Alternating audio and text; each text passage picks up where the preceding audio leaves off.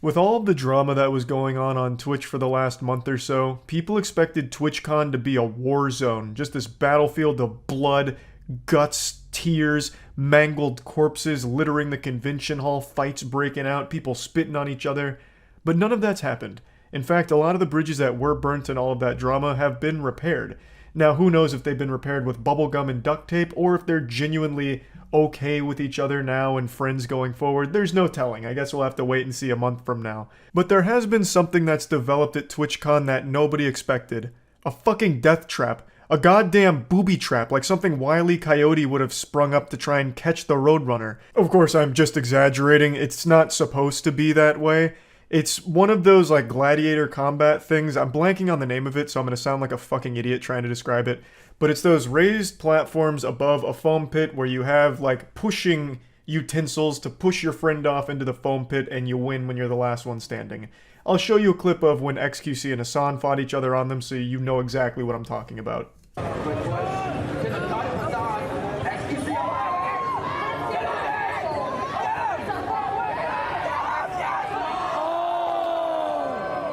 I'm sure all of you have seen these before. I remember playing on these bad boys back in elementary school during field days, so they've been around for a long time, they're tried and true, and they've always just been good, safe fun.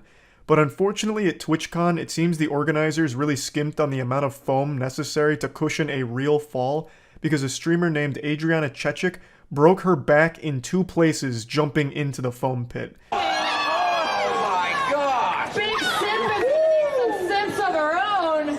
Great victory there. I can't get out. Are you okay? Are you okay? She's held down by the Biffle medic. Gravity. No, she's fine. All right, we'll make sure she's okay. Get her out of the pit. Landed on her tailbone. Yeah. Now she lives in the pit now, kind of thing. You can see that she lands like right on her tailbone and like bounces up a little bit, kind of like that episode in iCarly where Gibby jumps off the ceiling, hits the concrete and bounces a little bit, which was a real stunt performed by a real stuntman who shattered all of his ribs doing that.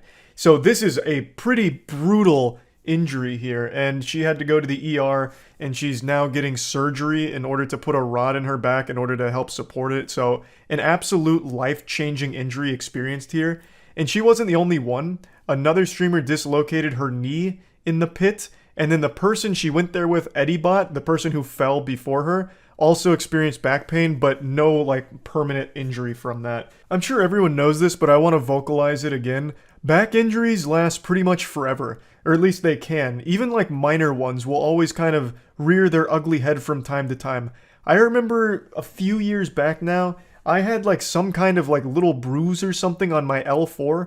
I couldn't sit right without it hurting. I couldn't like climb upstairs without my ass just hurting. And that was just like a little baby boo-boo on my back, and that lasted for months. Had to get PT for it. Had to get physical therapy for like a tiny little back injury. And of course, you can always read about the people that have lifelong chronic back pain just from like really simple stuff like sitting in a chair the wrong way for too long, or like the classic prank of pulling a chair out from under someone and the person falls and then has like some kind of disc contusion or like slips a disc or something. And those injuries, they don't ever fully go away.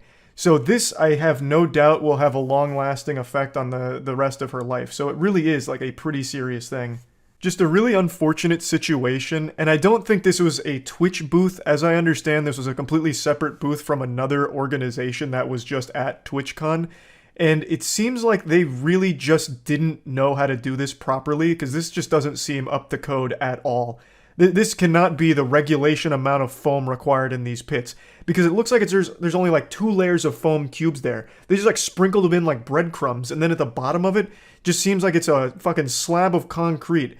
Pure, unapologetic, unforgiving concrete at the bottom. It doesn't seem like there's any kind of cushioned pad there, which is just wild to me. But what's even goofier is the 0 IQ takes I've seen on Twitter about this, blaming Adriana Chechik, saying it's her fault that she got injured, she did it to herself, she should have known better than jumping into the foam pit.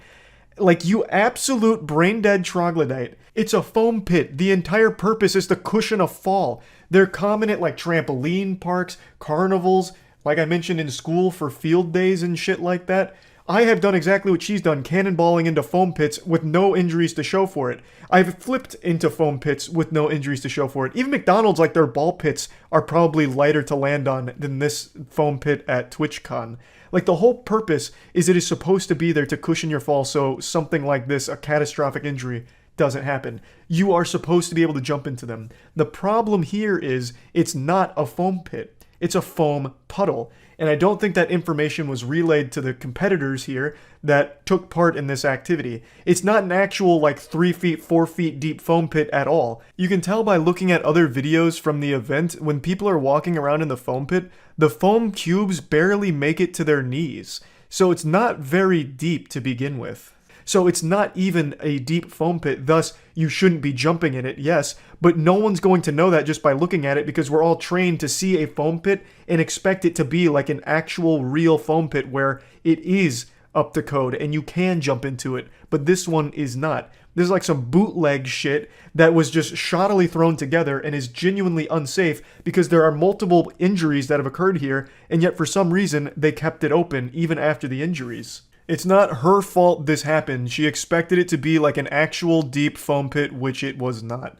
And a lot of people have asked me why I didn't go to TwitchCon. Well, it's because they're trying to kill you out there, it seems. It's unsafe to be there. That's not the real reason. I just don't go to conventions or anything, and I'm certainly not fucking flying to San Diego or wherever this is to go to it. I'm afraid of flying in the first place. I'm not flying out there, and especially to be around like a ton of people, which I don't even like doing in the first place, I'm not going. But now the cherry on top is these dangerous, life-threatening booths out here, like, what's next door, I wonder? The catch an arrow out of midair booth or something? Like, good lord. You know, it's just... I'm sure TwitchCon is a lot of fun, and this is just a really unfortunate circumstance here, but come the fuck on. This is so easily preventable if you just had more foam. Just be safer with it. And especially at TwitchCon, where all the streamers are like gamers. You know, like... I'll be the first to admit, I'm not the most athletic guy in the world. If I was competing in that, I probably would have fallen headfirst, like diving in there by accident after losing my balance. And from the looks of things, I would have absolutely just died there. Just would have hit my head on the bottom of it, died instantly. So I just feel like it's kind of obvious to expect things like this, like, it's a foam pit. Some people like to jump into foam pits. Is this deep enough for that? Probably not. So let's put a pad at the bottom at the very least, or let's put more foam in there. Like, just obvious solutions. I just don't know how this mistake could have even happened in the first place. Now, a lot of people are saying that she should be suing for this, and, you know, I'm not a fucking lawyer, I didn't pass the bar or anything, and I'm certainly not her agent giving her direction on what she should do with her life and her decisions, but I think it is worth mentioning that everyone that went into that arena signed a waiver beforehand, so I don't know if she even could sue if she wanted to. Again, maybe she could, I'm not familiar with the law or anything, but there was waivers that needed to be signed prior to entering into that. But anyway, I just wanted to talk about this a little bit because I think it's very sad. Like, the event overall, from everything I've seen, has been very positive and very overall great for a lot of people. They've had a lot of fun. And like I said, I have no doubt that it's a very fun event, and this is just a really unfortunate booth that's been set up here that doesn't really seem all that safe. And again, I'm not there, so I don't know if there's truly no pad at the bottom of that foam pit. But regardless, it's clearly not a good enough pad if this kind of injury can occur, and this many injuries as well. Because not only has there been an extremely serious one with Adriana Chechik breaking her back in multiple spots, but there have just been a decent amount of injuries in general at that location. So clearly something isn't set up properly if this many people are getting hurt there. So yeah, I just wanted to talk about it a little bit, and that's about it. See ya. YouTube recently banned a large community of VTubers over a trend they started on stream. And now I bet you're expecting me to follow this up by saying that it was unjust, makes no sense, is a bunch of dog shit and baloney, and demand that we go out into the streets to riot and protest. But that's not the case. This ban wave makes complete sense and is the most obvious outcome to this trend that they started. It's a trend that I'm sure none of you are familiar with because it was only big in Japan and only big in the VTuber community. It's the Splatoon 3 adult video trend, and as advertised with a title like that, it involved porn. Basically, a VTuber group called Shinsegumi got together and hatched the novel idea of playing porn in Splatoon 3 by changing their ink transparency so that way it could work like a green screen. So during stream they could play porn over the green screened ink. And the whole competition or challenge idea was whoever could last the longest on stream without getting banned wins. So they went into this knowing full well they would be banned for it, and they got exactly what they ordered. Their entree came out piping hot, because they all got banned. And the Shinsegumi official Twitter account had to come out and make a statement. All the individuals that participated so far have apologized, except for like one or two. But most importantly, it brought the boogeyman out of his shadow. Nintendo came forward and made a statement about this, about how seriously they're taking this because it's such a violation of their policies. They even loosely threatened legal action against them, from what I understood. Maybe it was a translation error with their message, but they came out with a series of tweets letting everyone know how fucked up it was. And that's a big deal when Nintendo comes out and starts slinging meat, because they are brutal. Nintendo shows no mercy. They would absolutely imprison a 4-year-old if they were using the Mario license for their birthday party without official expressed consent from the Nintendo company. Like, they enforce their policy and their copyright and everything around Nintendo property with an iron fist. Nintendo would burn a hospital to the ground if they found an unauthorized third-party Princess Peach plushie in one of the patient's rooms. They are not a company to fuck with. And I feel like this could be a pretty bad deal for the Shinsegumi team here if this wasn't a translation error and they actually do pursue legal action, because Nintendo will stop at nothing. They will pursue to the ends of the earth. Now, I'm in no place to say whether or not this was worth it here. Maybe it was, maybe it wasn't, I don't know, but this is certainly one way of going out with a bang. This is quite the statement. Like, if all of them were just tired of being a VTuber or something, this was a great way of just voiding their contract on the spot. Apparently the porn they were broadcasting starred one of the VTubers in it, so I'm assuming it was just like some hentai that they were putting on stream in Splatoon 3. It's an interesting idea. It's something I wouldn't have thought of, using the ink in Splatoon as a green screen. That's pretty genius. Like, you could do some really fucking banger watch parties with that, I guess. Porn is a little aggressive, but hey, you know, who am I to judge? As of right now, that's as far as this story goes, but I'll keep my finger on the pulse of it to see exactly how it all unfolds. But there is one more thing I want to bring up, and this one's not goofy or silly or anything. This one actually has a lot of meaning to me because I was so personally attached to the property. The creator of Yu-Gi-Oh! Recently passed away. I'm sure you've all heard about it. Kazuki Takahashi drowned recently this year, but today new information came to light on exactly how it happened. And it turns out the man was just a fucking saint, an actual hero. He drowned trying to save people that were caught in a dangerous riptide at the cost of his own life. An army officer came out to tell exactly what happened during this situation, so there's investigation going on for the last couple of months about like what exactly unfolded here. So it turns out what happened is 3 swimmers got caught in a dangerous riptide, and a nearby army officer named Major Robert Bourgeau, I already know I'm fucking the name up, and I'm sorry about that, went in to try and rescue them, and Kazuki Takahashi also jumped in to try and help save them. And they were able to save all of the swimmers, but unfortunately, Takahashi drowned in the process. So he gave his life to try and save others, and I just wanted to recognize him for the hero that he was. You don't have to look very hard to figure out that Yu-Gi-Oh! Played a big part in my childhood. I mean, I have cards on my wall over here, cards over there. I watched the anime every single week that it broadcast. I was a huge Yu-Gi-Oh! Fan and still am to this day. He created one of my favorite franchises ever, and he was also just a great man, clearly. So I wanted to at least put this out here so that way everyone knew that Kazuki Takahashi was a fucking legend. And also, of course, huge hats off to Major Robert here for his heroics as well. And yeah, that's really about it. See ya. Another day, another blunder from Twitch. I'm getting more and more convinced that there's no human beings behind these awful decisions they've been rolling out recently. It's just AI-generated bad ideas that get automatically added to the site. It is embarrassing. I feel like Twitch is going the way of MySpace. You know, like maybe Tom is behind all of this in an effort to sabotage another company. It's wild.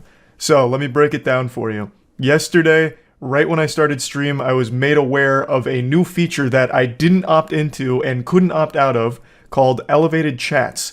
Elevated Chats are their answer to YouTube streaming's Super Chats, which are paid messages viewers can pay for to have stick on top of the stream so the streamer can see them easier. They've been around on YouTube streaming since the start, and now Twitch is trying to compete, and to me it sounds like they're getting desperate, they're sweating bullets, and they're like, fuck, copy everything, we're going head to head, nuts to butts, give us everything YouTube's doing, we're throwing it on Twitch now. Horribly. Like, the implementation is awful, the pricing is a scam, it is just downright terrible. But even beyond that, it shows a complete lack of understanding for what people actually want on the platform. They're not addressing any of the problems the streamers or viewers have. Instead, they're just trying to find more ways to monetize poorly. They recently announced that all partners are going to 50-50, 70-30 is going to be extinct, a thing of the past like the fucking dinosaurs here. They hit it with a meteor because they're doing everything they can to be more profitable. And I guess in doing so, they're trying to find ways of making up for that. So incentivizing more ads, which is a worse experience for the viewers and also more cumbersome for creators because no one wants to be running ads. It just makes streaming overall worse. And now on top of that, they've introduced elevated chat messages, which is just another revenue source for streamers that no one really wants. People aren't asking for more ways to monetize. They're asking for less ads. Like, that's one of the number one things they need to address. You know, elevated chats can work, I suppose, like on YouTube, super chats are fine, but the way Twitch has rolled these out is already terrible, and it's not something people want. They're just missing the point.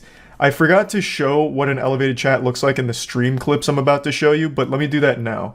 So an elevated chat is a message a viewer pays for, and it can go either on top of the chat, like it does on YouTube, or beneath the stream video, but only if you're outside of theater mode and not on mobile. It is such a dumb fucking location. I don't know who thought of that. They must have been like very close to overdosing on Xanax to think that was a good spot for a message. The streamer can't actually see it, and neither can viewers unless they're like out of theater mode on desktop. It's so dumb. Let me show you. This is from Pinta's stream. Real draw. Oh god, you can link clips in it! If you blink, you may have missed it. This is $5 to put this message here, in a spot where no one's even going to notice it. You're just paying money to be ignored and never seen. It's the exact opposite of an elevated chat. It goes underneath the stream in most cases, so just banish to the shadow realm. And it's $5 to keep it up for 30 seconds, and it goes all the way up to 2.5 minutes for $100. Their pricing makes no sense at all. I'm sure you already figured out a massive flaw here, the big plot hole, the loophole. Why would you pay $100 for 2.5 minutes when instead you can get 2.5 minutes by just paying $5 multiple times? Let's go ahead and get down into the algebra here. You know, you don't really need a mathematics degree. For 2.5 minutes, you could just buy 5 30-second slots. So you'd pay $25 for 2.5 minutes as opposed to paying $100 for 2.5 minutes. Fucking mind-blowing. It's like they didn't stop and think for even a brief moment about this system. They just rolled this out as quickly as possible. I legitimately do think Twitch is watching all of the videos and all of the tweets people are saying about the platform, and a lot of people, like Ludwig, have called out the bloat at the company, how Twitch has so many engineers and yet they haven't rolled out any features in a long time. The most that Twitch has done for features is just take them away, like getting rid of hosting, for example. They haven't really brought anything new. So I bet they started to get a bit concerned, like, holy shit, you know, he's right, they're all right. We're not using our engineers for anything. Get them on a project, please. Give them like a summer reading homework, you know, a little book report. Have them just drum up some kind of monetization idea, I don't care what it is, and we'll throw it on there tonight. And this is what they came up with, elevated chats. Just to justify the existence of their massive engineering team. Like, hey, no, look, they're actually doing something, guys. Look, here's an elevated chat function that didn't exist yesterday. It's just terribly done. The idea itself isn't horrible because super chats are pretty good on YouTube. They work well, like they're effective. But how they've done it on Twitch is so much worse, it is laughable. Now let me go ahead and show you when I went over all of this on stream last night because, like I said, I had no idea it existed until I started stream. So they actually did make a super chat. So that's supposed to stay somewhere for 30 seconds, but it's immediately gone. Where does it go? It goes below your stream. How the fuck am I supposed to see it if it's below the stream? What? I don't even see it below the stream either. And it looks like it's $100 to keep it up for 2.5 minutes. What? This isn't even a meme. The only use I see for elevated messages is to make an advertisement for yourself under the stream for 2.5 minutes. Because there's nothing else. Because I literally can't see it myself. Unless I have my own stream open. Why would anyone buy the 2.5 minutes for $100 when you can just buy the $5 30-second message multiple times and save yourself a ton of money? Did they think this through at all? Like, legitimately, was there a single ounce of thought behind this system? There is legitimately no reason at all why anyone should use the system, because as a streamer, I can't even see the elevated chats. They're only on the stream and underneath it. So I don't even see it. And B, if you're going to use it, why would anyone ever, unless they are just absolutely huffing glue, do $100 for 2.5 minutes when they can just do the $5 for 30 seconds multiple times? It doesn't even show unless you're out of theater mode. Yeah, no, this is an absolutely terrible, terrible system. Oh man. Isn't that what YouTube has minus the duration? So YouTube has super chats, and with a super chat it goes to the top of the stream and it stays there for I don't remember how long, but it goes to the top of the stream where anyone can see it. They just click above the chat. This only the elevated message only shows up underneath the main stream and only when you're not in theater mode. So I don't see it in my chat. I can't see it anywhere in my chat. So it's literally the exact opposite of elevated. It goes under the stream. In the most inconvenient location. This says you can put it above the chat. Where? I guess I didn't go all the way down.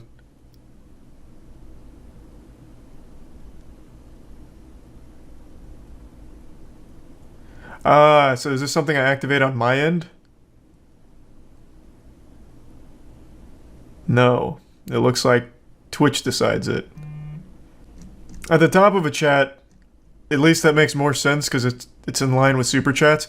The pricing is still outrageous and completely nonsensical. But at least then the elevated chats can be read by the streamer. Whereas at the bottom of the video, that's impossible for anyone. But it looks like I have no say in that, unless I'm missing something. Throughout the duration of the experiment, participants will see elevated chat appear in one of two places. It just makes it sound like it's going to be random. And looks like I got the below video one. Did they make an announcement about this? Because I didn't hear about it until I started stream and someone in chat was like, what the fuck is this? Oh, wait, here it is, right here. He doesn't even see elevated chat. It doesn't come up in my chat. Apparently they're testing two locations. One that makes sense, which is the top of the chat. And then one that is just a nonsensical scam, which is bottom of the video. And I like how even for this, they don't show you the example because they know it's trash. And it looks like I have no say-so in which one I get. And this is the one I got. Oh no. I saw it come up in chat. Bro, you just did $100 elevate chat. I really hope that you found that $100 on the floor or something. Because if I didn't just catch that going by in the chat, I wouldn't have seen it at all. Don't do that. That just hurt my feelings. It's a good message too, man. Oh no, don't fall for the Twitch scam. Can you disable it, bro? I didn't even elect for it. No, I can't. I didn't even know it existed. No, the bits and everything, all those pop up and work as normal. It's just the elevated chat. Like it's not even like an activity feed option for me. If a mod deletes your elevated chat, you don't get a refund. Oh wow. That's brutal. Another thing I think that's worth mentioning that I didn't bring up on stream is that this clutters the actual chat so much. So let's break down all of the new things that pop up in chat aside from just people talking. You have bits that pop up in chat. Those have been around for a while. Those are pretty normal, nothing too big there. You have highlighted messages, which you pay channel points for, so not real money. You pay channel points, it highlights your message and like bolds it, and puts it in front of other messages. And now you have this, elevated messages, which appear in the chat for a really brief time before just finding their grave, like a fucking coffin, underneath your stream. So now you have 3 things all popping up in the chat that clutters the fuck out of it. It just makes the chatting experience worse for viewers. It's just not a good implementation here. It just seems like they are genuinely desperate to try and like get streamers excited about the platform, knowing that most people were very disappointed that the 70-30 deals are going away. So streamers that never had a 70-30 deal will never get one, so they feel insulted. And streamers that were on the 70-30 deals are insulted that it's going away. So it just, Twitch has put themselves in a lose-lose situation, and them trying to like make up for it is making the platform worse for it. Like, it's just so backwards. I don't understand how they are so mismanaged. No one is steering this ship appropriately. So yeah, I just wanted to bring this up. Way too expensive, way too half-baked. It's just not well done at all from Twitch here. Just a big L, unfortunately. That's about it. So yep. Just when you thought all of the internet drama was beginning to die down a bit, we have a new wild and wacky development here, but this time on YouTube, and involving cheating. But not like the anal bead chess cheating. This cheating doesn't involve butt plugs or anal beads at all. This one involves a man who was unfaithful to his wife. I'm talking about the Try Guys, Ned Fulmer. The Try Guys are a massive channel, have been for a long time, and yesterday they posted this message letting people know that Ned Fulmer would no longer be working with the Try Guys. After this was posted, all of the information began to surface as to why.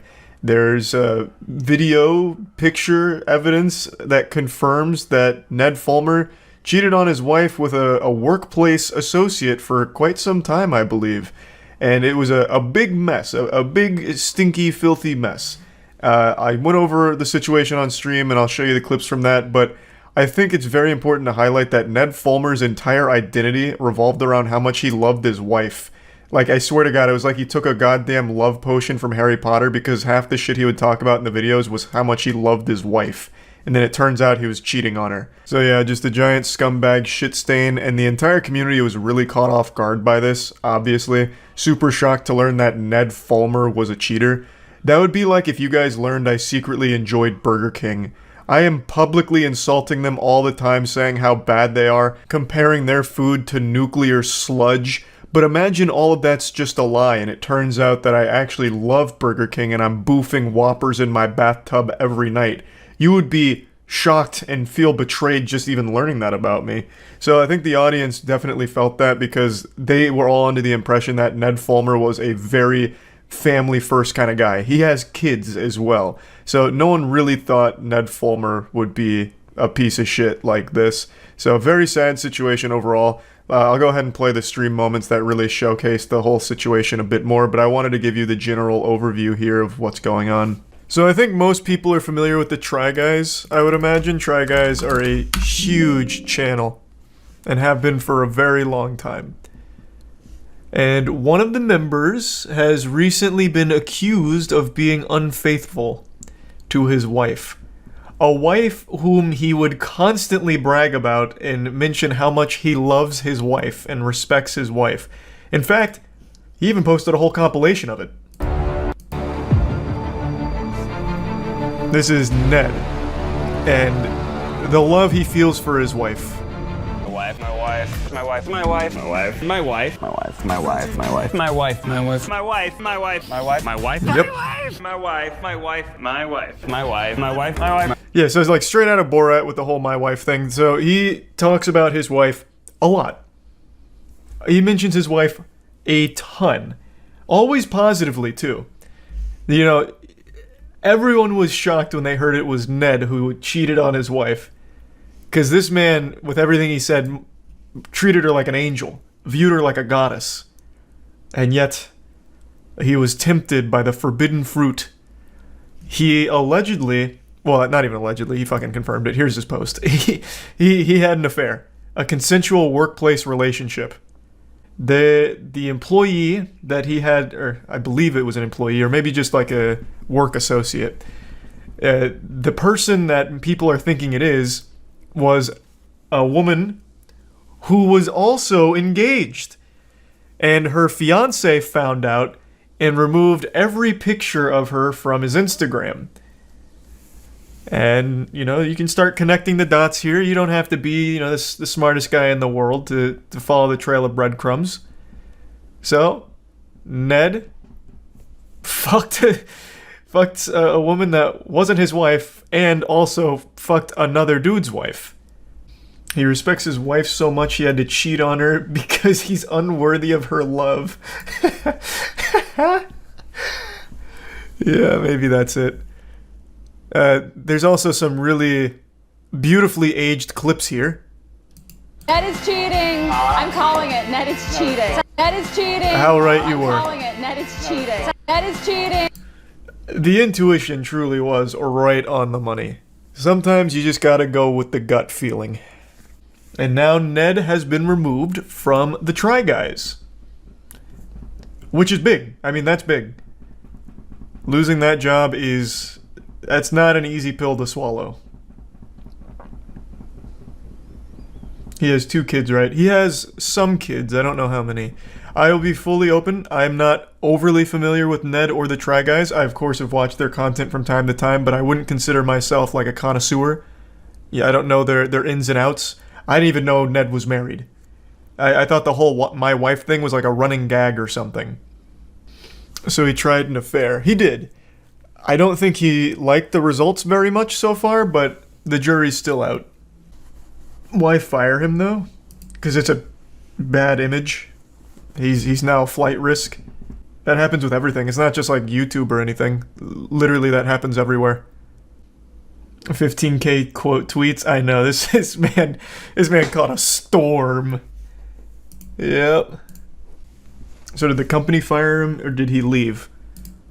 Bro, you think Ned Fulmer left? No, man, he got fired. And obviously, their entire brand is based on their personalities and people liking them and enjoying them. No one likes a cheater. So that immediately is a big problem for the brand. Thus, they got rid of him for it. And his whole brand was how much he loved his wife. True. The love and respect he had for his wife was one of, like, his crucial tenets, like a 10 commandment he'd follow. Does the president get to appoint a new Try Guy? Oh, yeah, that's interesting. I wonder how they'll get the new Try Guy. Surely they have a council to elect the newest member to replace him, like Hydra. Maybe they'll get 2 more members. Cheated because he lost focus. Yeah, it's a really weird statement. I just wasn't paying attention and my dick fell into my employee. Fuck. Now everyone's mad at me. About 3 years ago, I made a video covering the story of one of the most evil streamers the space has ever seen. His name, Stephen McCullough. And he stabbed and killed his pregnant girlfriend, Natalie McNally. She was 15 weeks pregnant. He stabbed her to death. And he hatched a scheme to try and cover his ass. He played a pre-recorded GTA video as though it were a live stream on his channel to use as an alibi. Like, no guys, that couldn't have been me. Look, I was busy farming pogs with my stream. Look, I was playing GTA. I was live at the time. I couldn't have been there and killed her. I don't have the Shadow Clone Jutsu. Look at this alibi, it's so strong. It was a haunting broadcast, because he even couldn't help himself but drop some hints about what he was going to do, and like even grin and giggle about it. Just pure evil. And they got him, and he was sentenced to a life sentence with a minimum 31 years before he's even eligible for parole. And now he's appealing the life sentence because he's the most hated man in prison, and that's not fair. That's not safe for him. People don't like him in there. The appeal comes as he's been labeled the most hated man in the prison and has a target on his back.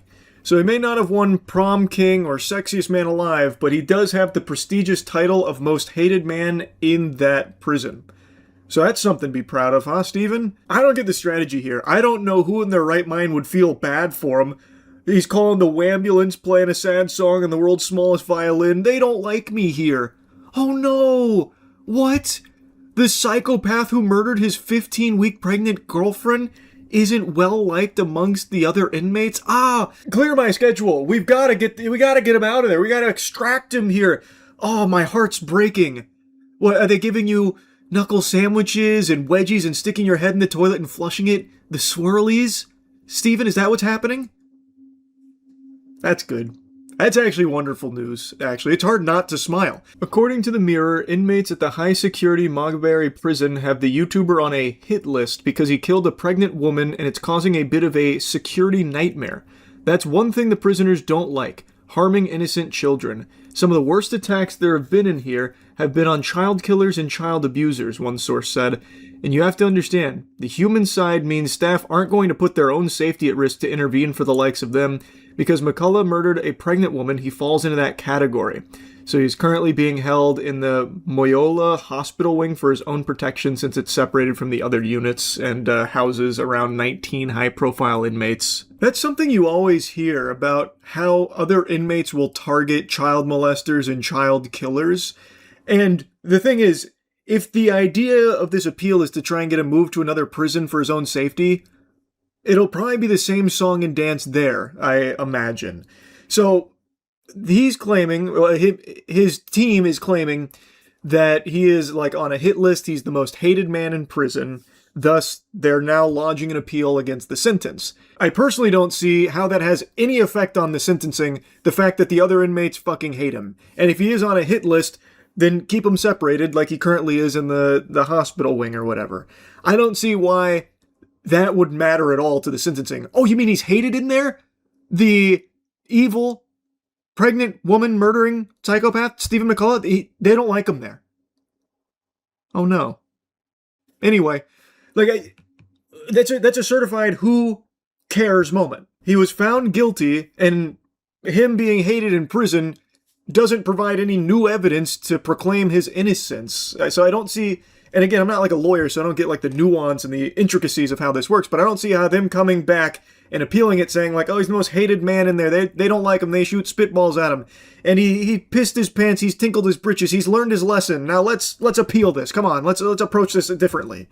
I just don't see why that matters. Like the hit list thing, yeah, I get them maybe needing to like separate him or whatever to keep him alive.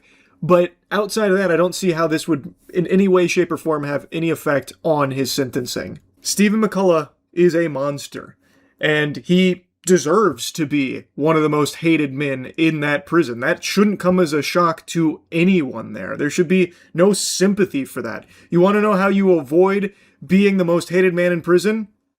Don't fucking kill your pregnant girlfriend and unborn child. Like, I think that's a pretty easily avoidable thing.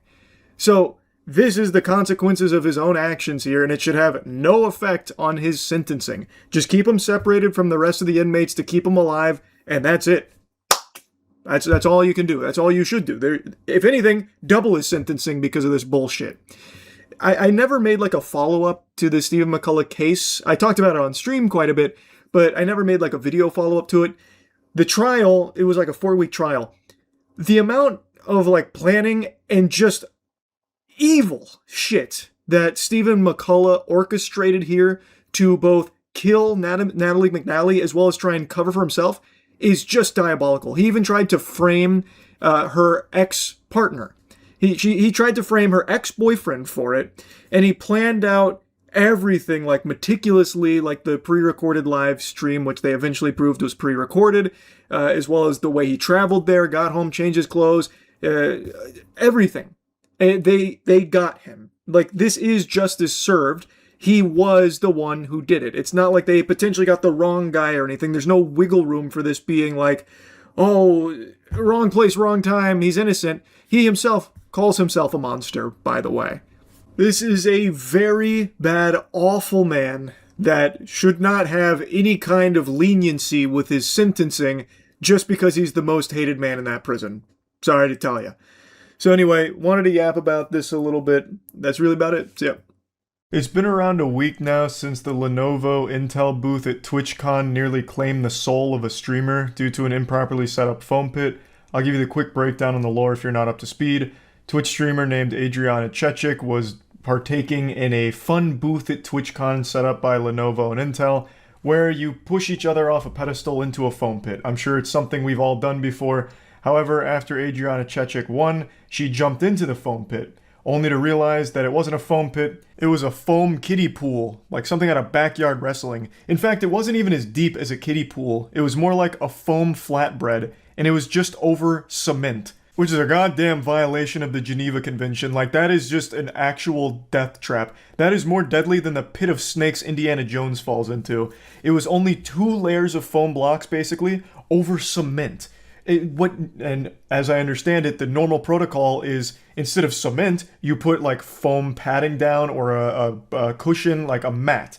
So that way it absorbs some of that impact for a situation like this. And obviously it's supposed to be deeper than like fucking 1 finger deep. You know, like it wasn't deep. I'm exaggerating, but it only went up to most people's knees, if that. So it wasn't deep enough at all for this event. Because you're pushing people off of this pedestal, they're going to fall with some force behind it. You need the foam to be a bit deeper than that. Here, they didn't do that, so when she jumped in, she hit her tailbone directly on the floor, and shattered her back in 2 places, and now she's needed a very serious surgery. Took over 5 hours, multiple bone fusions, and the insertion of a rod into her spine for stability. Like, it is a very serious and life-changing injury that she's going to be battling with for the rest of her life. It is a permanent injury. All due to negligence from Lenovo and Intel when setting up this booth, because they didn't feel like actually setting up the foam pit properly. They also just didn't feel like shutting it down after injuries either, because this happened to 2 other people. One of them dislocated their knee in that same pit, but they still kept that shit running. Baffling. But today what I wanted to do is give you an update on this situation, because I've been following it actively, and I went over it on stream a couple days ago, but there's already been a couple new things that have come out. So I just wanted to give everyone the follow-up here. So Adriana Chechik had 1 surgery, which was all the bone fusions, but then she also needed a 2nd surgery. That was yesterday. And then she also posted a video of her trying to walk for the first time. And it's great to see her making some recovery here, but it's also heartbreaking to see how fucking painful it is. All due to something easily preventable had they actually just taken the precautions necessary to set up the foam pit properly. Now, I'm going to go ahead and show you the clips from stream where I go over everything as of a couple days ago, because I think there's a lot of valuable information there, especially from people that are more knowledgeable than I am on foam pits. There's a clip from Josh Strife Hayes, who's a YouTuber I really enjoy, who weighed in on the subject because he had worked at a trampoline park before, so he was able to talk about it on a deeper level. So I'm going to play all those clips for you now, just as like a full update on this whole situation. Oh, it's the TwitchCon news? Oh, yeah. So Adriana Chechik, the lady that jumped into the foam pit after winning her match at the TwitchCon, or the Lenovo Intel booth at TwitchCon, she broke her back in 2 places. Her surgery is done now, and I'd like to read her tweet. Because, man, I tell you what, it's only up from here. It sounds like everything's gonna be going great. Here she said, where is it? Surgery went well. It took 5 hours and 30 minutes. More fusions than expected. Bones were completely crushed and nerve damage to my bladder. Hopefully I'll be able to pee again in the near future. No more squirting, probably. Had some bleeding around the bone, but overall good. Legitimately life-altering. The rest of her life course has completely changed. And now squirting is off the table, I suppose.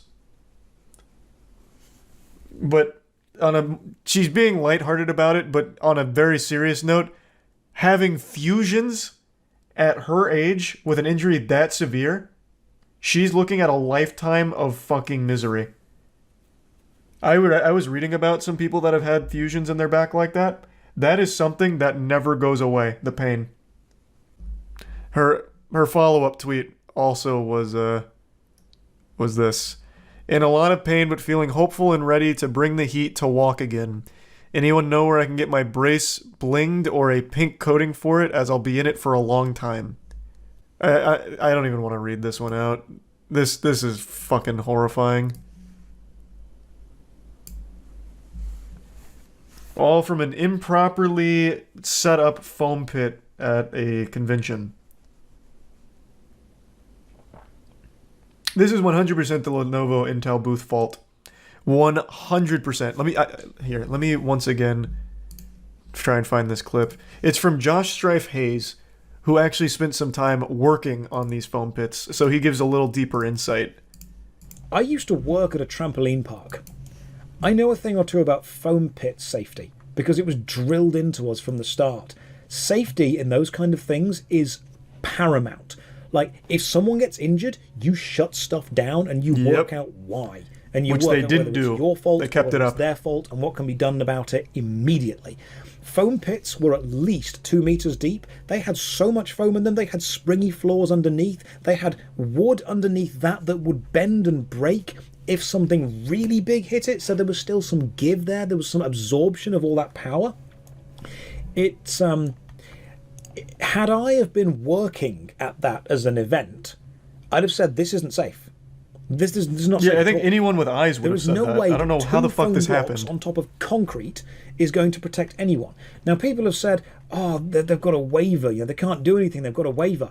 Waivers don't protect you from negligence. I think that's a really important point he makes, and he'd know better than most. I was under the impression her hands were also tied with that waiver, but that is a really good point, that if it's proven to be negligence, which I think anyone who would watch that video would see that it was improperly set up, she could have a legitimate case. Not against TwitchCon, I don't think. It'd have to be going after Lenovo, Intel, I think.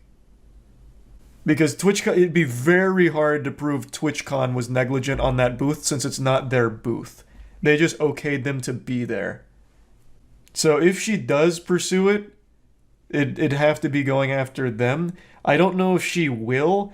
I would say it's probably worth it because she's looking at an extremely expensive and very, very, very brutal future. Like caring for that back injury now. Multiple fusions, the rod, PT, surgeries, all of that is going to be so expensive. I do think she probably should. I also work at a trampoline park. The smallest occurrence, we shut down the foam pit. The rules we have for it are set straight. It was 4 feet deep and has springs and foam padding at the bottom. This was unacceptable. Like, at the very least, if you're not going to put enough foam, you need to have something that's not just a fucking slab of concrete. You may as well just put, like, barbed wire and spikes at the bottom, like a Mortal Kombat fatality pit. Like, it was such a dumb setup. Such an easily avoidable situation that has legitimately had a massively detrimental impact on one person's life now. And the girl who broke her ankle in 3 possible ways. You're getting things mixed up now. You're starting to cross some wires here. The girl who broke her ankle in 3 ways wasn't at the foam pit. That one is not Twitch's fault even slightly. She went a little too hard in her activity, so she ended up jumping over a chair, landing on her ankle and breaking it in 3 ways. That was... Twitch... No one could have planned for that. She just went like fucking superhero mode over the chair and landed on her ankle. That one is not Twitch's fault. Do you think they'll have the foam pit again at TwitchCon next year? Good question. I think they should, but this time they make it even more dangerous, like an actual Thunderdome. So you go in there, this time they actually have like a moat around it instead of foam with like alligators in it or something. Like really just go in, like make it as life-threatening as possible.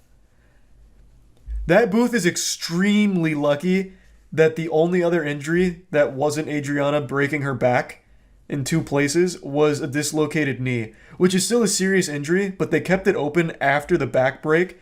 Someone could have just straight up died. That was very real. People falling in that pit, they fall head first, they're hitting the concrete, they could have just died. They got super lucky because they didn't shut it down after the injury. So that could have ended up a lot worse. Has the company said anything about the injuries? That's a great question, actually. Let me look. She can't walk anymore, like forever? Not forever. Through PT, I feel like she will be able to walk again, but she's never going to be the same. She had multiple bone fusions, man, in her fucking back, her spine. Like, there should have never been a foam pit on top of concrete anyway. Yeah, obviously. But even that would be fine if they also put an actual, like, spring pad and, like, cushion mat above the concrete and then the foam blocks. It could have still been fine. Did they compensate her for in some way? No. Here's my thought. I'm very confident in saying that they won't release a statement because then that could be used against them should she sue, which again, I do think she should since this is going to be a very long and very expensive journey with all these surgeries she's getting and all the surgeries she's going to be getting, as well as lifelong PT and pain meds. She should sue because that's going to be such a massive financial burden. They're not going to say anything because that would absolutely get used against them. And if they compensated her, that would be an admission of guilt. So they're not going to compensate her. They're not going to say anything. They're just going to hope she doesn't sue. Is my guess. That's my guess. This was Lenovo's statement from NBC News. We're aware of the incidents of the TwitchCon visitors who sustained injuries in the Gladiator game saw foam pit at the Lenovo booth. The area has since been closed for any further use while we work with event organizers to look into the incidents. Something that stands out to me is that they're wrong because it wasn't closed after the first injury or even the second injury. And they also do call it a foam pit, which means that now that they've identified it as a foam pit, they needed to play by the standard foam pit rules. You call it a foam pit, which means you now have to go by exactly how foam pits are maintained, which they didn't. They can't fall back on some kind of loophole we never claimed it was a foam pit or anything. No, again, that's not... I'll say it again.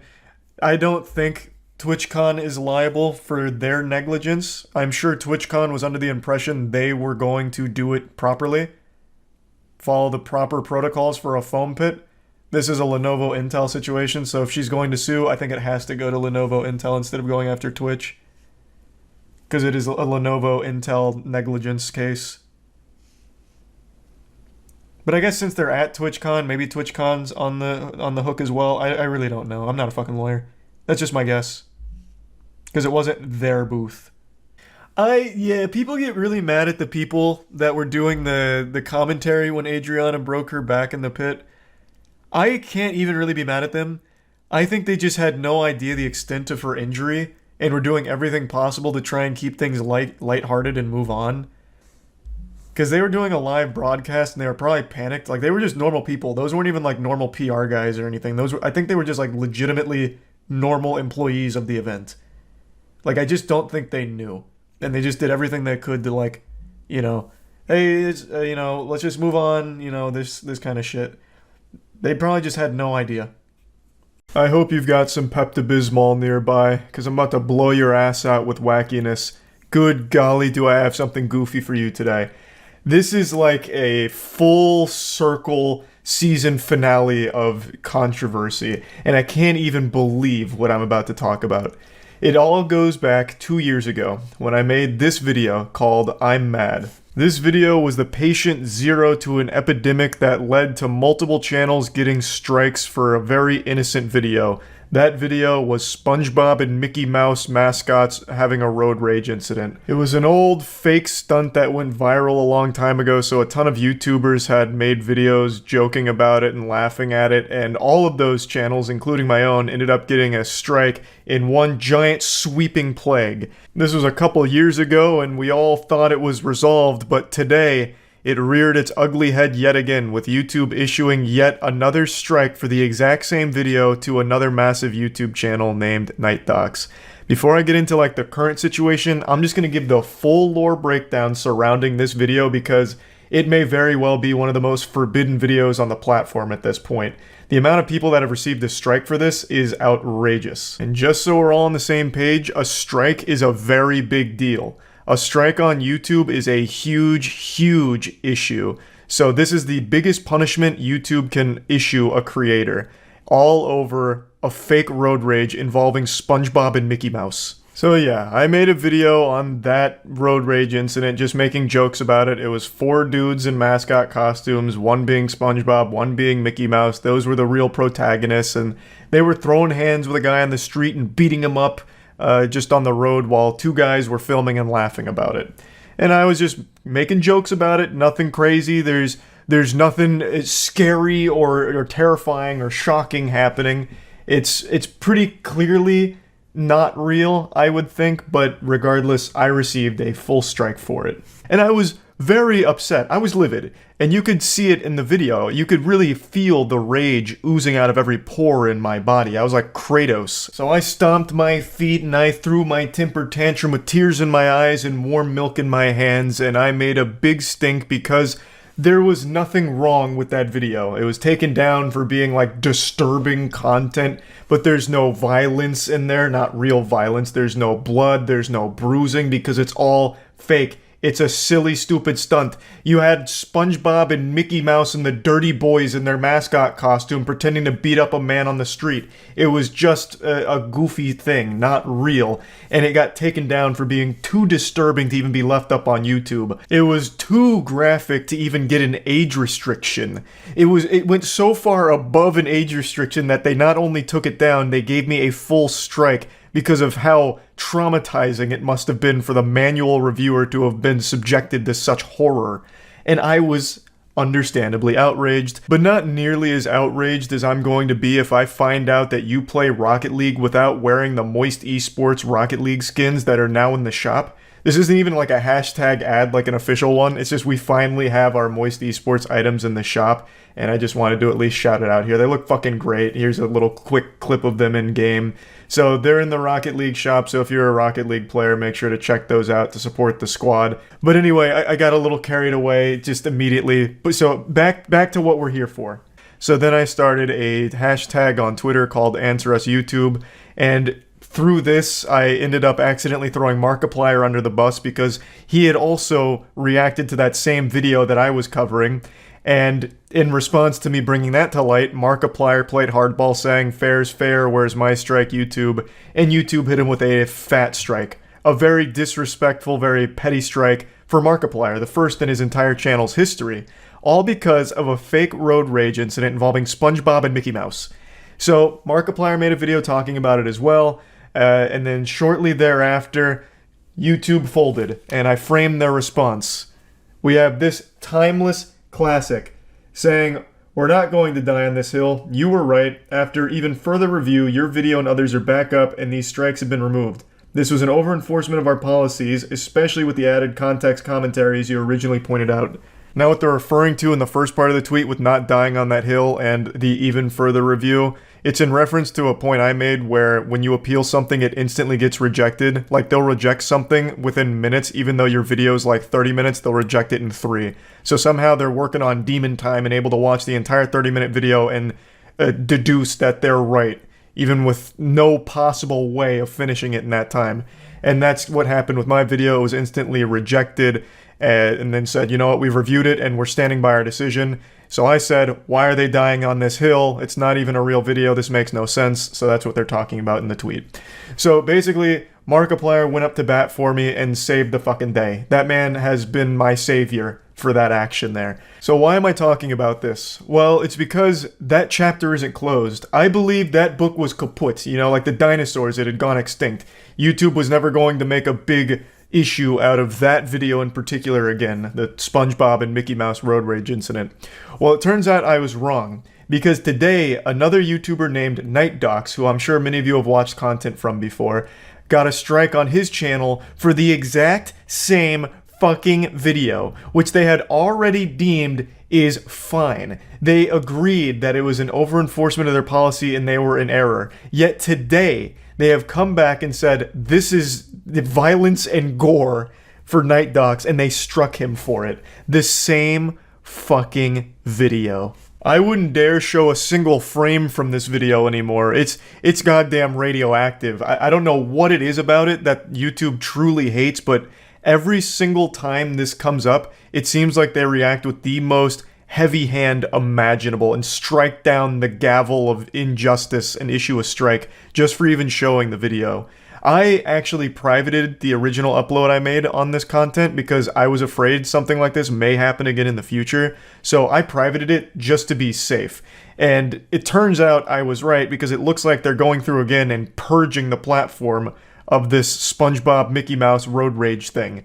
It's so weird, and I feel so bad for NightDocs. Like, it's nothing wrong with the video. There's no violence and there's no gore.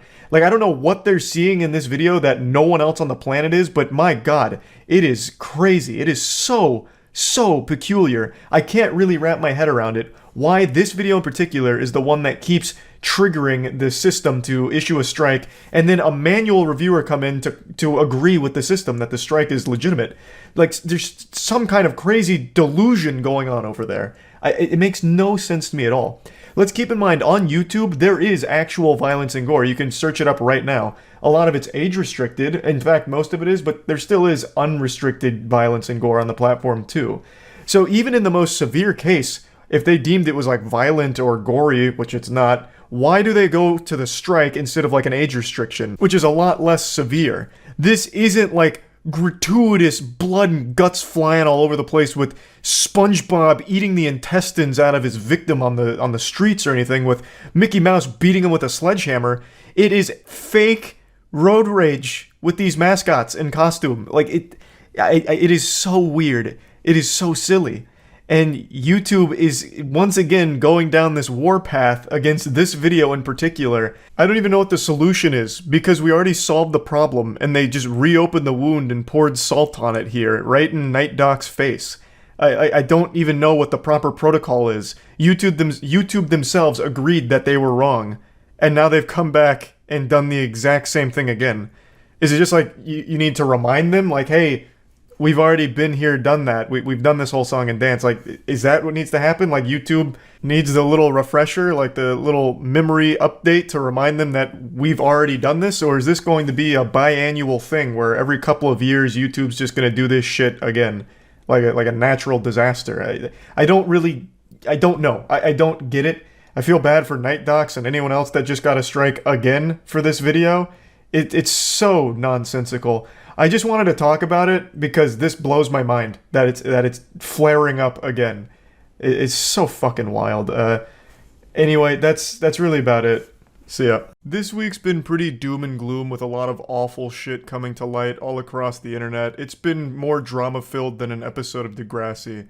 But today I wanted to hit you with a bit of a plot twist and jump scare you with some good news, because there has been some positive shit going on that hasn't garnered as much attention as all of the drama, but I think it'll be nice and uplifting, good for the soul, to put a smile on your face like a kid meeting Spider-Man at a theme park for the first time. Let's start with Twitch. Twitch has recently been an absolute fucking war zone, like Mad Max, people chroming out their face before dropping yet another drama nuke. There's been dead careers piled up all across the platform, and a ton of truly deplorable, awful shit has been brought to light. It's just been a complete disaster. But there have been some very positive things going on as well, and I want to start with what I believe to be the most wholesome. A streamer by the name of Kai Cenat recently became the #1 most subscribed streamer on Twitch, and to celebrate, his mother gave him a call on stream, and it is so unbelievably wholesome. Let me show you the clip. Ma calling me. Hello? Congratulations, son. Thank you. You're #1. You're #1. I was sleeping. I kept hearing my notifications, and when I looked, you was like 79, and it counted. I'm like, I'm so happy for you, baby. You worked so hard, and you deserve this so much. And we watching, and we're so proud of you, everybody. Babe, I love you so much. Babe, I'm so proud of you. You're #1. And you my son. And I'm so happy to be your mom. And I just want to let the world know that you've been working hard like this for a long time. So they only now know. You're just finding out. My son worked hard. He's a grinder every day, every night. And he gives me the world, and I want the world to know I love you, son. Congratulations, okay? Yeah, I love you too. Now, I'm a pretty tough guy, you all know that. I eat nails for breakfast. I've only ever cried twice in my life. Once when I was born, which is super cringe, and once when watching Pokemon and Ash Ketchum sets down Pikachu in that forest and then runs away. And even me, with all of my masculinity, nearly got a tear in my eye watching this clip. It's just such a nice moment. To see a mother that supportive of her son and his career, I just think it's great. And This is a massive achievement, no doubt, Kai Cenat becoming the #1 streamer on Twitch with over 80,000 subs, but what makes it even more impressive is the fact he did it without a subathon. I believe this is the largest and fastest organic growth of a Twitch channel without a subathon. Usually subathons will like really pump up those numbers going all the way to like 150k, 160k sometimes, but this is just him streaming normal hours, doing his normal content, and growing at an incredible rate. So it is extremely special. Now, I would like to also address a little bit of drama that unfolded with this whole situation. People were really curious as to why Twitch doesn't celebrate Kai Cenat's success. And that's a very legitimate question to ask. Kai has been growing at an incredible rate, and Twitch hasn't said shit about it anywhere. They haven't recognized him anywhere. So everyone was wondering why. And I have the answer to that. It's because Twitch doesn't give a fuck about the platform or the streamers doing well on there. They don't celebrate anyone's success. It's not just Kai. They legitimately don't talk about or celebrate anyone on their platform. It just doesn't happen. In fact, their CEO, I'm pretty sure, has no idea what Twitch is.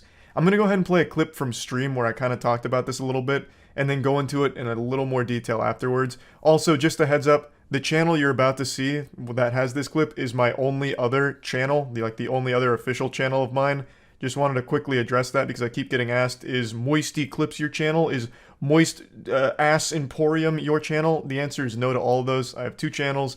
It's this one and Moist Charlie Clips. So weird that Twitter doesn't save your drafts and there's no drafts at all on the website that I can find. Does anyone know why? Classic don't Emmett. You talk about things that matter? Emmett, I don't understand. That guy, I don't think knows he's the CEO of Twitch. I swear to God. I have a conspiracy theory that guy's just some kind of fucking android that they fire on whenever they need him at a conference just to kind of prove that there's someone manning the helm somewhere. Because like 9 times out of 10, that guy doesn't even know what the fuck Twitch is. I swear to God. I've only seen him one time even mention Twitch when he was wearing that goofy bow tie and like talking about how context will matter going forward, and then it didn't. I really don't think he even knows he's the CEO of this platform. I'm not exaggerating either. You'd have no idea this guy's the CEO of Twitch just by going through his Twitter. I don't think he has a single post mentioning the site anywhere, and even just looking at his bio, it's the last thing there, like he's ashamed of it. Thinking about coordination, community, and connection, and working at Twitch, I guess. Kind of like how he's like looking down like, yeah, I guess I'm the CEO of this fucking shithole. I guess I didn't want to be, but yeah, I guess I found myself in that position. Like, this is not a guy who's, like, proud of Twitch. This is not a guy who celebrates Twitch. So, obviously, Kai Cenat's not going to be highlighted by the platform on their social anywhere. They just don't do that for any streamer. Now, don't get me wrong, they absolutely should. This is a big, big moment that should absolutely be highlighted by Twitch, at least on their Twitter or somewhere. But it just doesn't happen. The fucking CEO seems to be embarrassed of the platform and his position there. So, like, it's sad, but yeah. I'm not surprised that Kai Cenat hasn't been mentioned in any official capacity from the platform, though he absolutely should. But either way, very wholesome moment. Huge congrats to Kai and Kai's entire community for this. It's a massive, massive achievement. Now, in another piece of positive news, there's a sponsor on the video. Thank you, Bloodline, for sponsoring today's video. Here's Matt to tell you more about it.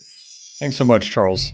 Bloodline's a cool game because it's got a little bit of something for everybody. You've got the kingdom building, you've got the RPG elements, the gacha, hero collector element. And on top of that, you can create your own legacy with your own heirs. So if you like lycans and orcs and dragons and dwarves, this is great for you. Up your intimacy score, you can marry them, you can have children, create the world's strongest children, and go on to just wreak havoc through the kingdoms and grow your heirs that way. Right now, if you use Charlie's code, Penguinz0, the first 100 people to use it are going to get a random epic champion in the game, which is worth $50. It's only available for the next 30 days. You'll also get a starter pack featuring 200 diamonds, 2 summoning crystals, 5 stamina potions worth over $30. You can go meet your lovely waifu dragonborn.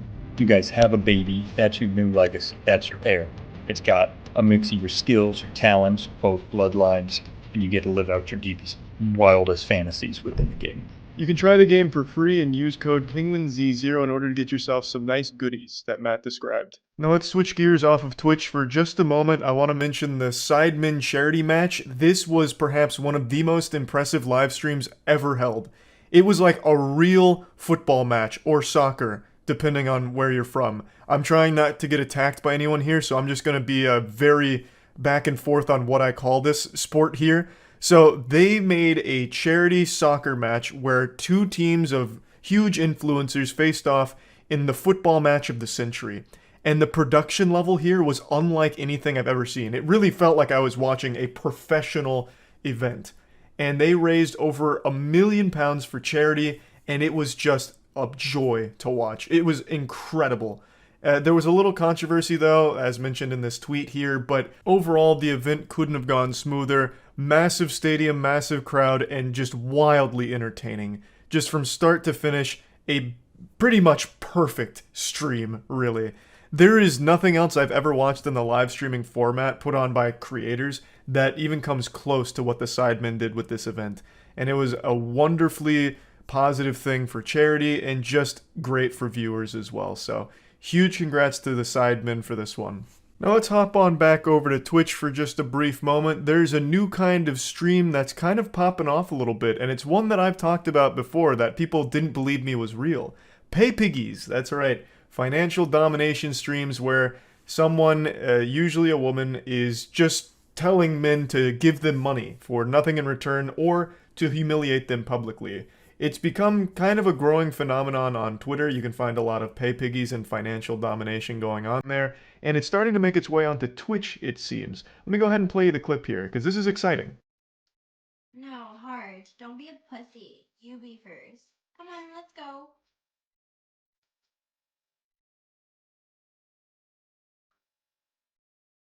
Come on, Hard. Don't be poor. You already did $1. Guess what? I'm literally getting 60 cents. Okay, you don't sub right now. 3, 2, 1, you're getting banned.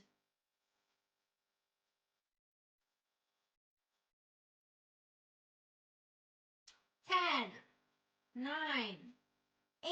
Finally, this is like E3 for pay pigs. Some good news, a brand new announcement, a world premiere.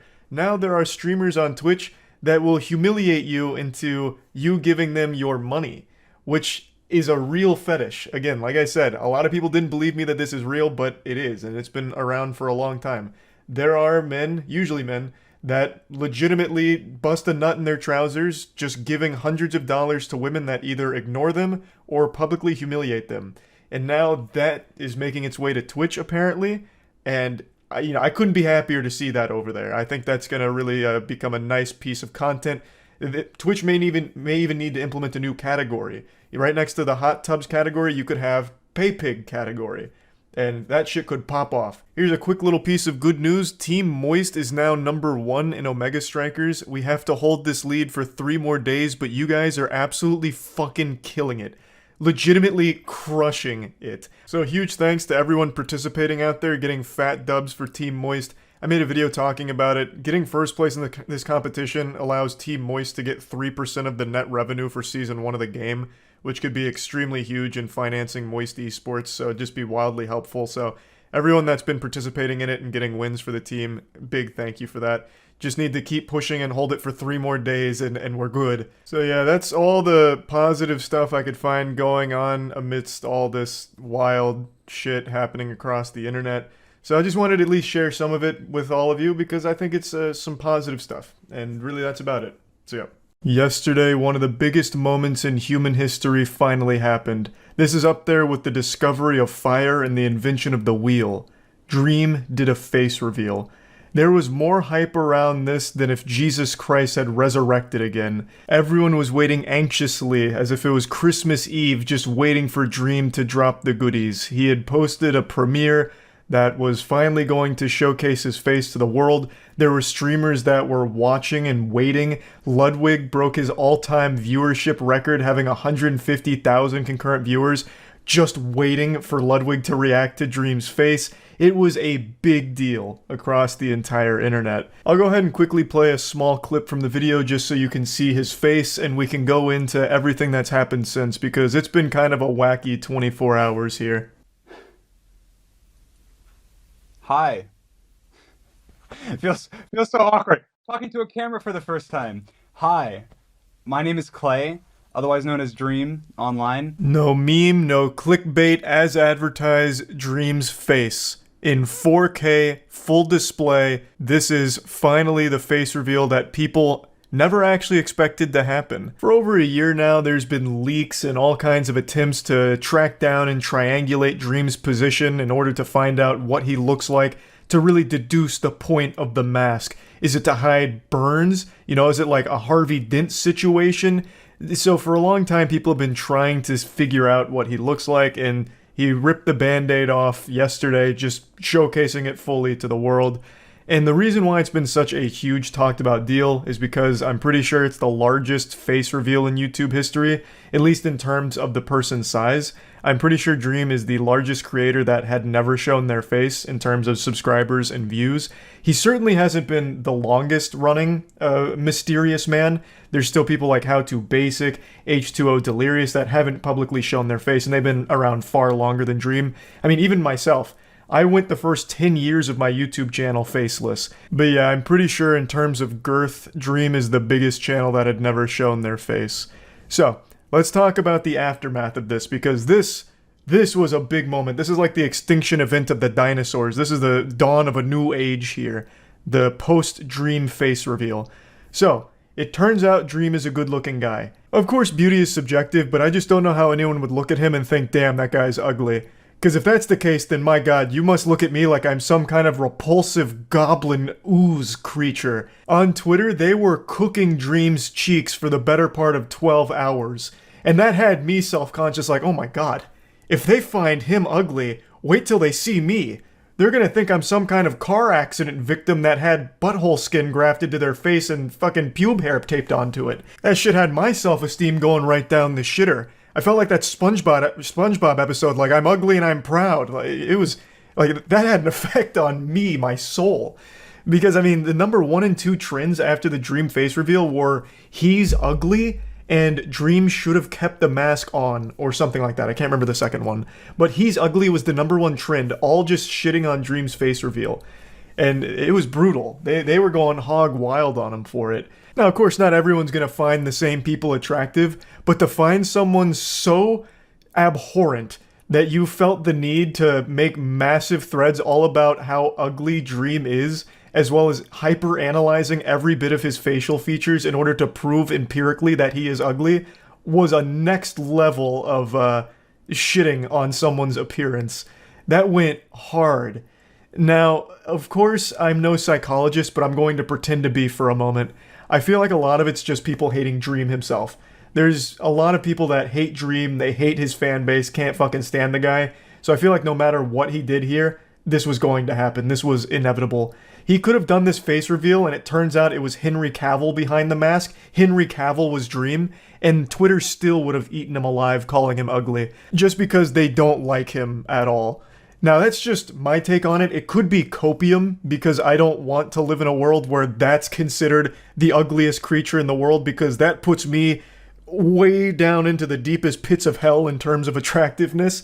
So it could just be cope for me, I don't really know. I'd also like to mention that some of the streamers that were watching the Dream face reveal video had the most outrageous reactions to seeing his face. Like, there was one guy in particular who started yelling and screaming as if there was like a murder taking place in front of him.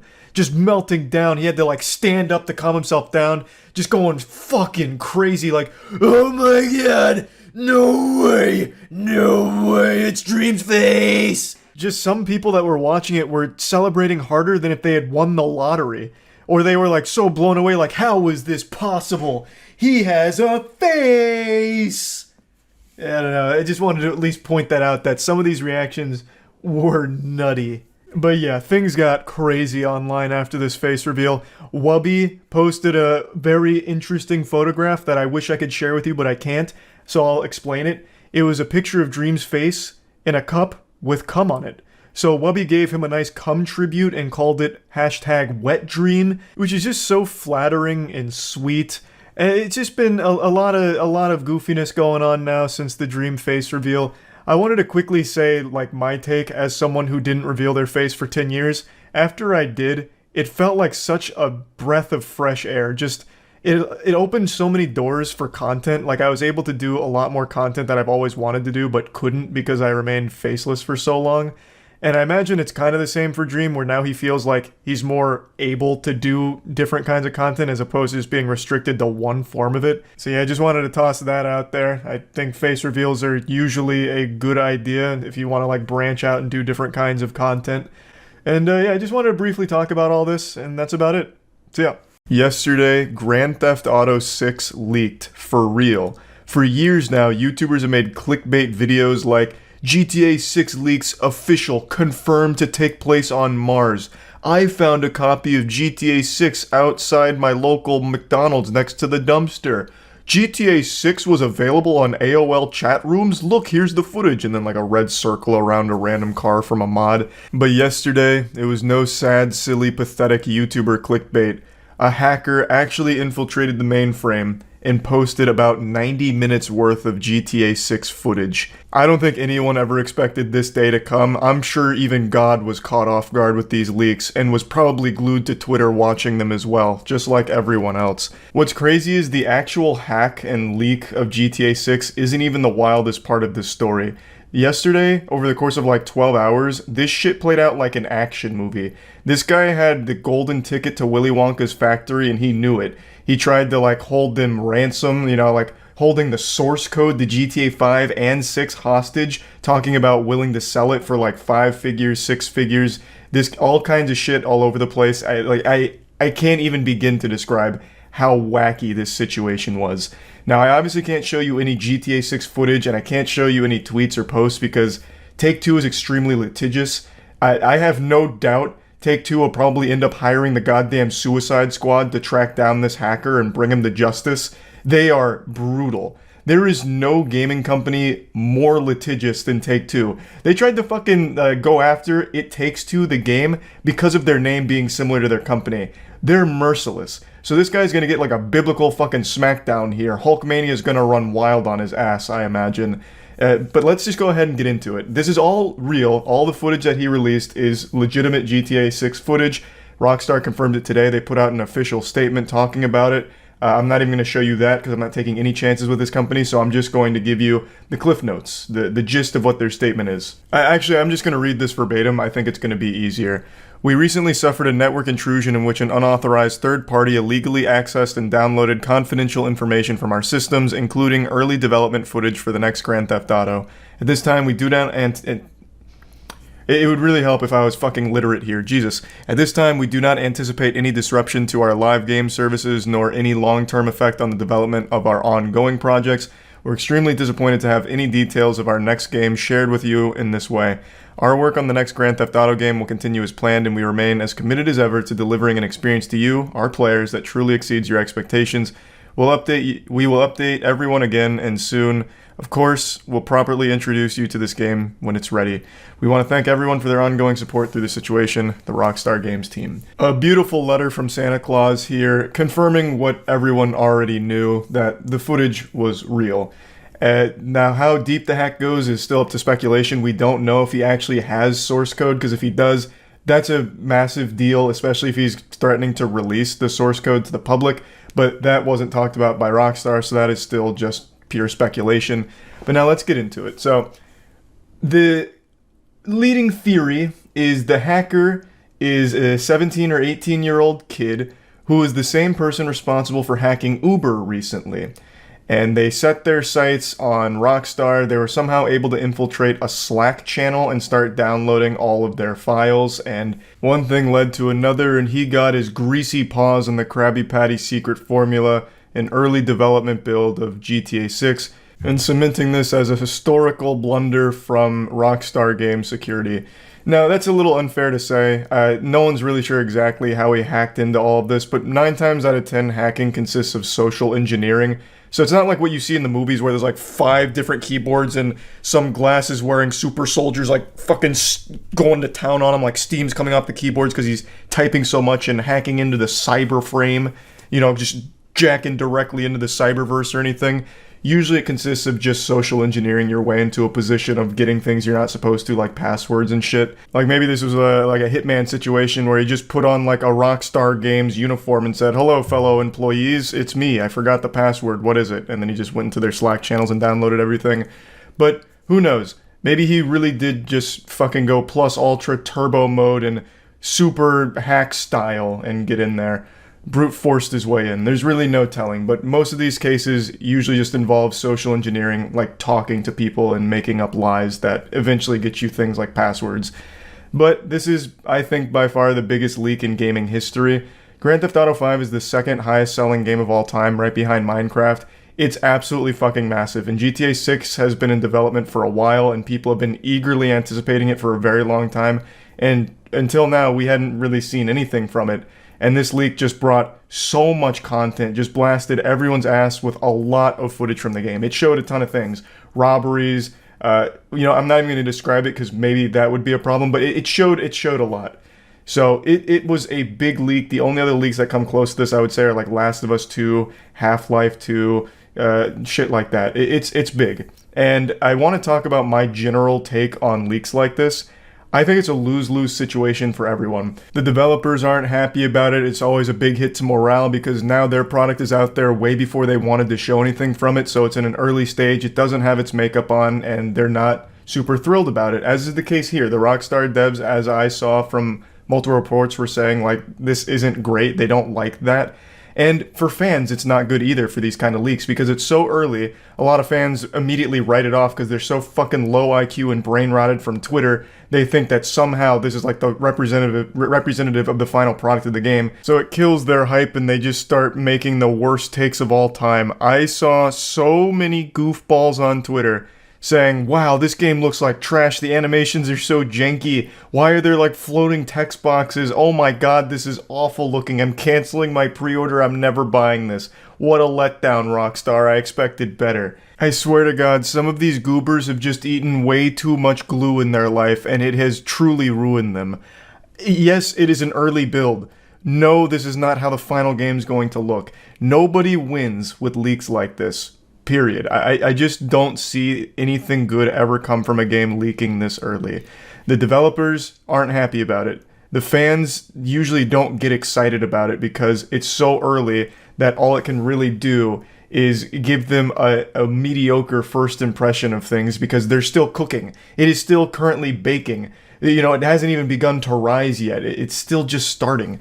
So no one ever actually gets anything positive out of leaks. Personally, I thought it looked great. Everything I saw from the leaks, I thought looked pretty extraordinary and seemed like a big improvement over GTA 5. Now, again, it was very early, but it seemed like the AI was more fleshed out this time around, and it just really seemed like there was a lot of, like, really fine attention to detail, even early on in the game. So I thought it looked great. But I'm also someone who really appreciates seeing early development builds. I used to watch a lot of videos on it because video game development has always been super fascinating to me. So I was impressed by it, but I understand a lot of people, according to Twitter, weren't. And, that just sucks for the developers because I have no doubt the game's probably going to turn out amazing. But right now, people got a very early impression of it and are too fucking stupid to realize, like, this is what game development looks like when it's early. They're asking, what does the word debug mean and why is it on the screen? Is that going to be a permanent fixture or can that be patched out? It's fucking pathetic. Again, you just really don't win with leaks.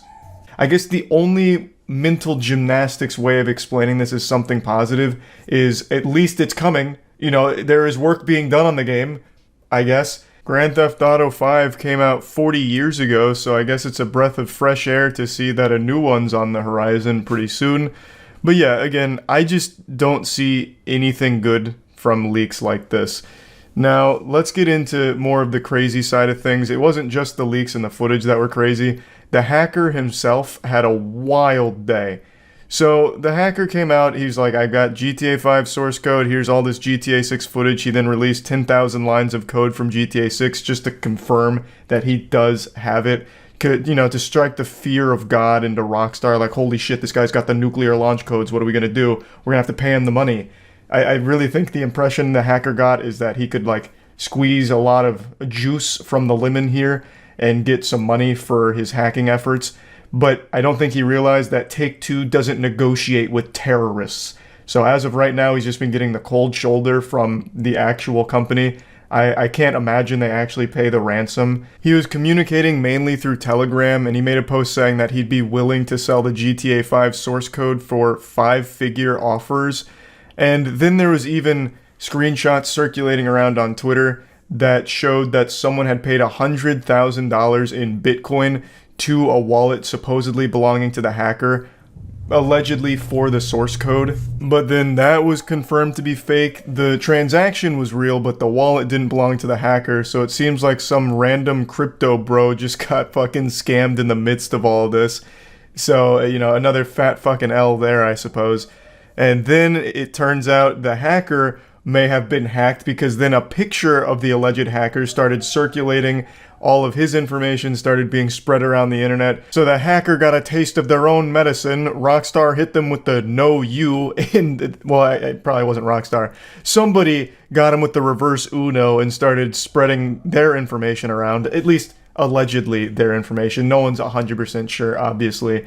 But then they deleted their Telegram and went radio silent for a while. It's just been a big mess. It has been a day filled with twists and turns and all kinds of crazy shit happening. We've had people reporting from the front lines, like war journalists, coming up with all kinds of crazy rumors that weren't true, such as it turns out he also has Grand Theft Auto 8 in the hard drive. It's just been pure chaos and pandemonium, and I just wanted to talk about it a little bit here. I'm excited for Grand Theft Auto 6, and these leaks, I think, are a little piece of history. We've never seen something to this scale be leaked, and I just wanted to talk about it a little bit. What a wild ride. That's about it. See ya.